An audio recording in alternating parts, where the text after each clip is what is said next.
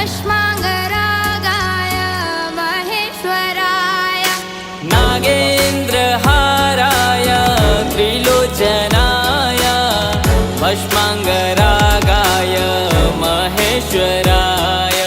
नित्याय शुद्धाय दिगम्बराय तस्मै नकाराय नमः शिवाय नित्याय शुद्धाय